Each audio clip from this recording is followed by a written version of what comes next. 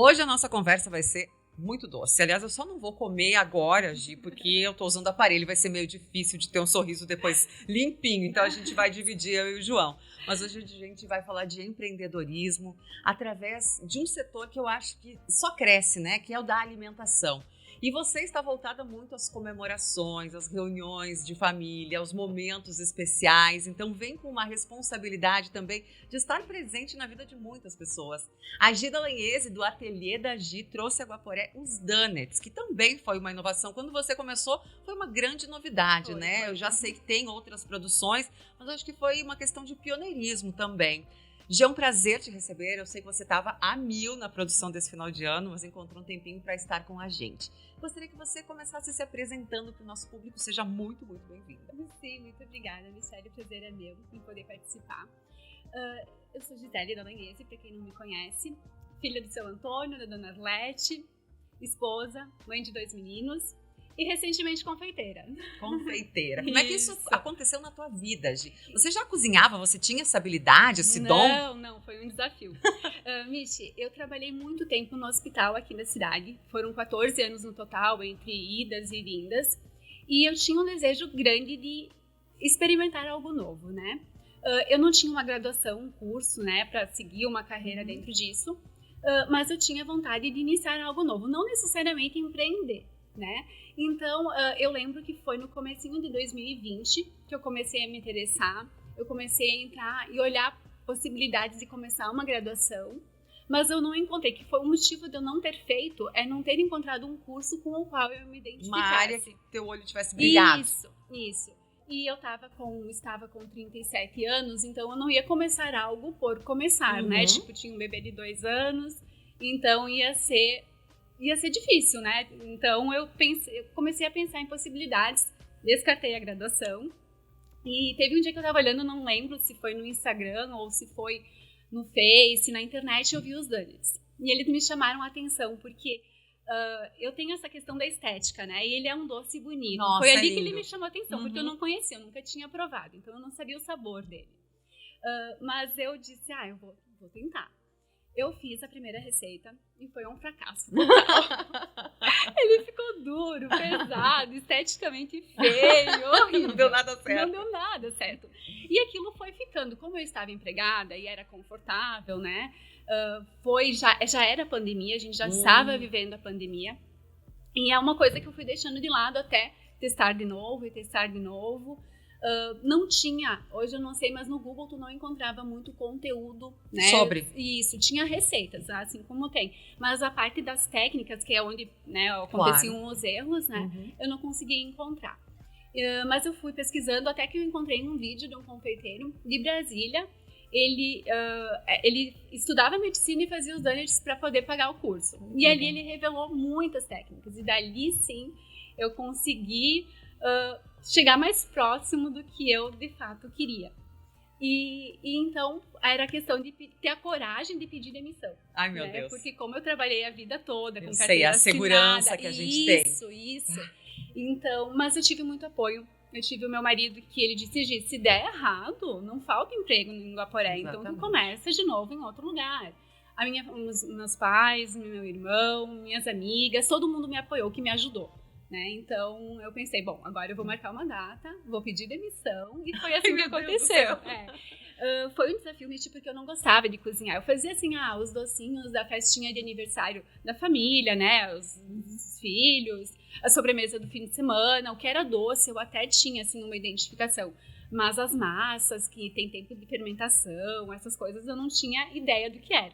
Mas fui testando e deu certo, graças a Deus. E então surgiu no final de novembro, dia 28 de novembro, o Ateliê da Gi. Na verdade, você é muito autodidata. Porque você aprendeu sozinha? Sozinha. Ou assistindo alguns tutoriais, Isso, acompanhando vídeos. Isso. Mas o que me chama a atenção é a sua criatividade nessa área, porque cada um deles, além de ter um sabor, ele tem uma cor, ele tem um design, eu digo, porque você come com os olhos primeiro. Isso. Então, além dele ser gostoso, visualmente ele é lindo demais. Como é que funciona também as criações dos diferentes sabores, aqueles sabores que são inusitados e a própria forma como você apresenta ele, né? Porque é uma perfeição em cada detalhe, a gente nota o carinho desde o lacinho até o último pedaço, né? Sim, Nishi, a minha preocupação era de fato de entregar. Ele é artesanal, ele é um doce meio gourmet, né? Então, tanto que não é uma preocupação expandir a ponto de colocar em mercados. A gente não quer isso, né? A gente quer oferecer com o carinho, com o cuidado, porque o Danish, por ele ser frito, o ideal é que ele se consuma no dia, né? Então, ter esse cuidado de nunca estar vendendo no dia seguinte um produto que tu teve todo o cuidado para produzir. E a questão das criações, dos sabores, muita coisa é no teste. A gente vai testando e muita coisa dá errado, né? Combinações de sabores que não funcionam. Você vai vendo, por exemplo, de banoffee. A torta de banoffee, ela fez muito sucesso, então vamos trazer para o Danish, vamos tentar, né? E tem os normais, né? Aqueles sabores tradicionais, aqueles 10 sabores que são os mais vendidos, que agradam o público em geral. E tem alguns que você vai colocando. Agora em 2023 eu vou colocar mais sabores, vou tirar alguns que não tem muita saída. E a gente vai inovando, vai pesquisando, vai olhando, vai testando. E algumas coisas não dão certo. E outras dão muito certo. Dão, graças a Deus. Você já se tornou uma marca referência. Porque eu me lembro, na Mostra Guaporé, onde a gente estava e você estava conosco, ofertando os donuts, as pessoas vinham. Eu sempre digo, gente, que desprestígio, ninguém vem me ver, só vem aqui para pegar donuts. Mas é incrível como a criançada, os homens passavam por lá. E aí passavam para fazer aquele lanchinho, bater papo, mas sabiam que lá tinha os donuts. E em Guaporé realmente se tornou uma marca querida, que as pessoas já identificam, já sabem de quem vem. E eu acho que um dos grandes desafios, além da própria produção e da qualidade, é a divulgação. Como é que você criou essa rede para ter, não é, o consumo suficiente para tornar a empresa um sucesso? Sim, eu tive um pouco de sorte também. Eu tive pessoas muito queridas que me apoiaram desde o começo, né, que compraram os donuts. Eu comecei em dezembro, então foi bem na época do Natal, né, festiva. Então muitas empresas compraram e no presentear o seu cliente, eles acabavam divulgando também o meu produto, né? E como a cidade pequena, o boca a boca ainda ele funciona muito bem. Claro, a gente trabalha com Instagram, a gente tenta, né, de todas as ferramentas, né, de mídia social, mas o boca a boca, por a cidade ser pequena, funciona, isso vai indicando pro outro. Porque ele não é um doce muito tradicional, até a própria, né, mas um donut, tem muita gente que nem imagina o que sabe, é, não é? Sabe. Você teve, na verdade, que trazer essa inovação e explicar e fazer a pessoa provar para entender. Sim, não, de fato, as pessoas chamam por rosquinha, por nugget, por bolinho, sim, então assim, porque realmente é ainda um doce novo, mesmo a nível nacional, ele não é um doce muito popular. Isso, tão popular. E a ideia era essa, Nishi, era trazer alguma coisa que ainda em Guaporé não tivesse. Porque como, de novo, nossa cidade é pequena, se tu fosse fazer mais do mesmo, tu acaba tendo muita concorrência, né? E claro que a concorrência sempre vai existir, de certa forma ela até é boa. Tu faz, né? Claro, pra gente se mexer, ir pra frente, isso aí. Mas tu acaba trazendo, é um desafio, mas ao mesmo tempo é gostoso saber que tu tá trazendo, tem mais algumas coisas que eu tô pensando agora em 2023 em trazer também, sempre nessa ideia da exclusividade. Tu vai ser o primeiro, depois vão vir outros. Mas tu trazer coisas que ainda não tem, que a cidade não oferece. Eu acho sensacional essa busca e depois realmente trazer essa ideia inovadora para a cidade, que foi o que você fez. E aí eu te pergunto, como é que está a sua produção hoje? Quem é a sua empresa? Quem é que trabalha contigo? De que forma você organizou mesmo essa parte da mão na massa? Porque não deve ser fácil. Eu levaria um mês para fazer cada um, né? Vixe, por enquanto sou só eu mesma. Não acredito. Sim, por enquanto sim. Às vezes eu peço socorro pra minha mãe, quando tá muito, né, a loucura, assim. Então, a mão na massa é minha, mas ela tá ali auxiliando, né, preparando, limpando. Porque, como a gente trabalha com confeitaria, acaba, né, virando uma baguncinha. E tem que ter sempre... Claro, organizado muito limpo. Exatamente. Isso, organizado pra te produzir. Então, quando tá muito corrido, agora, né, por exemplo... Meu Deus, essa época. Daí tu precisa de uma ajudinha, né? Mas eu ainda não tenho um fluxo para poder contratar um funcionário, porque existem as épocas onde é muito corrido, porém, de um modo geral, eu não tenho essa constância para poder empregar alguém, né? A gente sabe do custo elevado que envolve, né? E então, por enquanto, eu não consigo ainda. A gente chega lá. Claro Mas por que enquanto sou eu por ele. Nossa. E às vezes essa ajudinha que vem em datas mais especiais, né? Que precisa de um... Gi, eu gostaria que você falasse também um pouquinho, porque você veio com toda essa força, você falou que estava vindo numa carreira já empregada há muitos anos, carteira assinada, tranquilidade. Gente, não é qualquer pessoa que simplesmente muda tudo, como você falou, aos 37 anos, com uma criança pequena. Quem é mãe e promoveu essa virada, principalmente naquela época de pandemia, vai te entender. Agora, a maioria das pessoas fica muito presa no seu medo e não consegue realizar o seu sonho. E aí eu acho que entra muito da história, né? De vida antes, família, tudo isso que nos fortalece, que nos dá o suporte para a gente conseguir dar aquele passo, que é o primeiro passo. Sim, Um pouquinho, né, do seu apoio familiar, da sua história familiar. Eu já me senti nesse sentido um pouco atrasada, vamos usar atrasada, tá? Porque a minha irmã, ela começou a carreira dela e ela deslanchou e ela sempre se puxando por mérito, né? O meu irmão morou fora do país, né? Numa época em que eu poderia ter ido também e eu tive medo. Então eu queria também fazer algo que não fosse, né? Porque eu sempre fui muito acomodada, né? E isso eu acho que é um defeito, né? Porque quando você fica muito preso a algo, você não evolui. A gente tem muito medo. Eu sou assim também. Isso, a gente fica com medo e tu tem aquela estabilidade, tu se prende a isso. Fica estagnado, na verdade. Isso, e tu não evolui.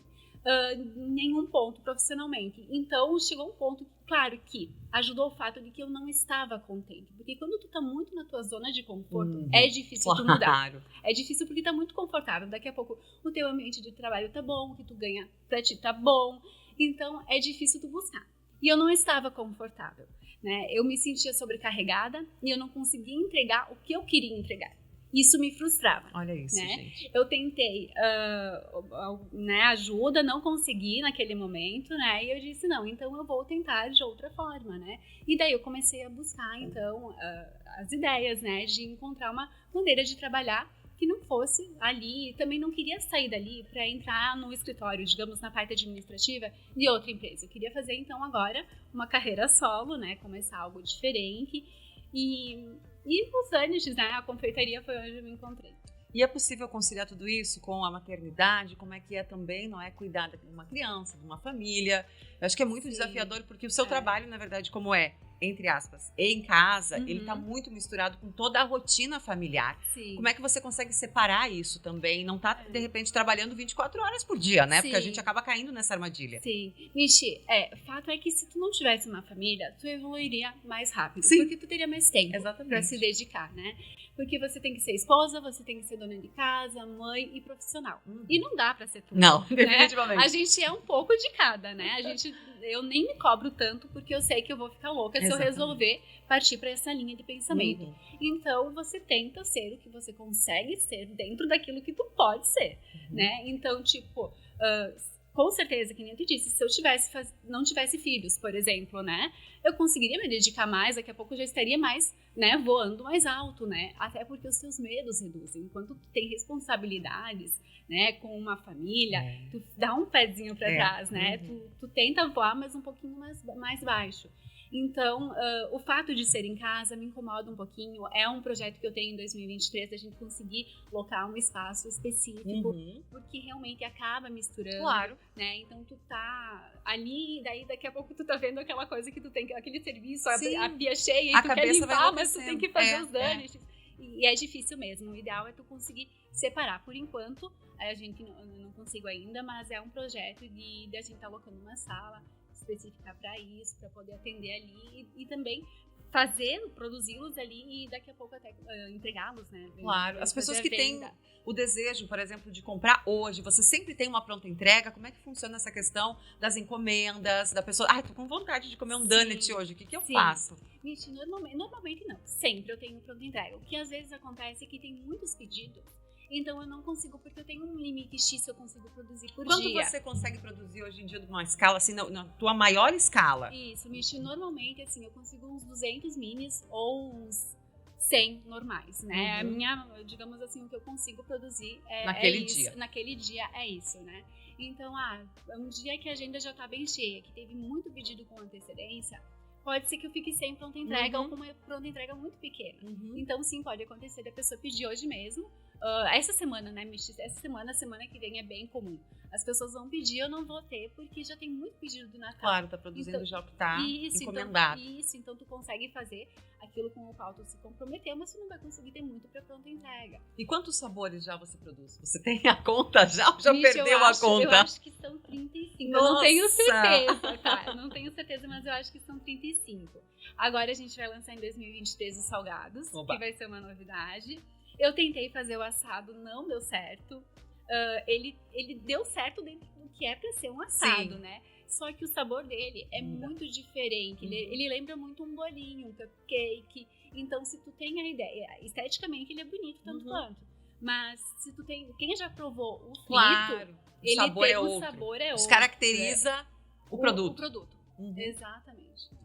Gi, a sua família sofreu uma perda muito grande. Eu quero falar sobre isso porque eu era muito amiga da sua irmã. Sim, muito. E é incrível como numa cidade pequena, como você falou, a gente acaba conhecendo a história das pessoas sem estar com as pessoas. Sim. E a Tassi, naquela época, ela trabalhava comigo na Rádio Liberal e ela sempre falava de vocês. Sim. A paixão dela pelas irmãs, o orgulho pelas irmãs. Então, eu acompanhei muito a trajetória de vocês duas, não é? De vocês três, na verdade, né? Porque ela tinha muito orgulho de falar. E eu vejo que vocês, como as mulheres da casa, sua mãe, a sua outra irmã, vocês também carregam, né, junto com vocês essa força de uma perda, de uma reconstrução e que acaba também influenciando na vida e nas decisões de vocês. Vocês precisaram ser muito fortes, né, Gi? Sim, Michi, foi uma perda imensa, nossa, né? Não dá, tipo, irreparável, uma coisa que a gente... algo que tu vai carregar pra vida toda, né? Tipo, a Tassi, ela era uma pessoa muito querida, nós somos uma família muito unida. Nós sempre fomos muito, muito, muito unidos. Então, a partida dela impactou muito a todos, né? A minha mãe tem uma força que eu nem imaginava que ela tinha, porque perder uma irmã é horrível. Mas eu, que sou mãe, não consigo imaginar como eu conseguiria continuar vivendo depois de perder um filho. E ela conseguiu. Então, a gente descobriu nela uma força que nem ela, eu acho, sabia que tinha, né? E sim, Michi, te faz mais forte, Eu lembro que depois, um mês, 2 depois, eu comecei a pensar que às vezes tu vê problemas em coisas tão pequenas, sabe? Tipo, e como era muito recente a perda dela, eu pensei, não, isso é motivo pra chorar, sabe? Porque às vezes você se pega chorando por algo tão bobo, sabe?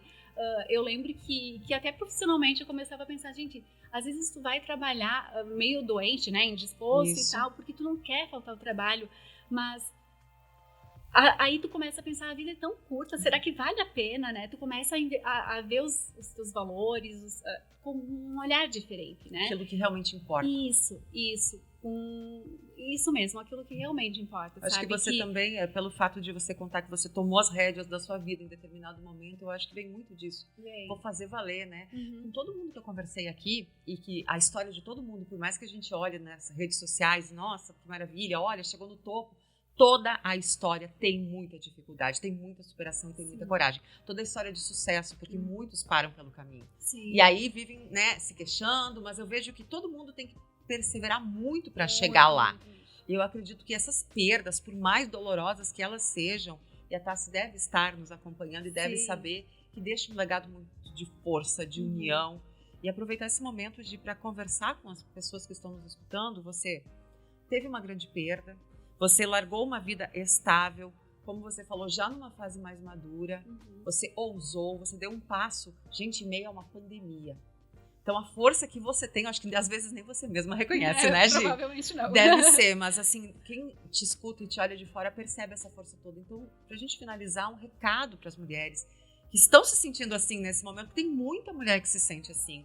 E tá precisando de um encorajamento. Eu acho que para isso que surgiu esse canal. Vai, tenha coragem, faça. É isso, Michi. Primeiro a coragem de dar o primeiro passo, né? Que ele é, de repente, o mais determinante, né? Mas perseverança, né? Porque eu pensei em desistir várias vezes, tá? Tem aqueles momentos, aquelas fases que tu pensa, poxa, eu vou voltar a trabalhar, né? De segunda a sexta, porque quando tu começa a empreender, mesmo que o teu negócio seja um negócio de segunda a sexta, ele não vai mais ser de segunda a sexta. Não, ainda mais na própria casa, com a família envolvida, não. Ele vai ser 24 horas, porque é um desafio, né? São dificuldades que tu nem imagina que tu vai encontrar, que tu não faz ideia antes de estar já envolvido, né? Tem que ter perseverança, tem que ter um olhar mais otimista. Vai ter os momentos que a gente dá uma desanimada, mas é um dia após o outro, a gente dorme, acorda melhor e persistir, ter força de vontade, tentar enxergar uma solução, se não conseguir pedir ajuda, né? Porque tem muita gente maravilhosa, né? Que eu digo que me ajudou muito e tem, para todo mundo vai ter, né? Tem espaço para todo mundo, é só que é preciso isso. Persistir. Gi, obrigada por ter estado com a gente. Ela disse, eu sou tímida, eu tenho dificuldade. Nada, gente, que conversa maravilhosa, foi super espontânea. É tão bom a gente poder falar da gente, né? É bom. Porque geralmente a gente tá falando de uma outra coisa ou de algo de fora, mas quando a gente precisa se visitar lá no nosso íntimo e rever nossa história, deve dar um orgulho danado, né? É sim. Então, obrigada pela tua presença aqui e agora a gente vai degustar esses sabores. Obrigada, Gi, até a próxima. Obrigada, Um beijo. até mais. Tchau, gente.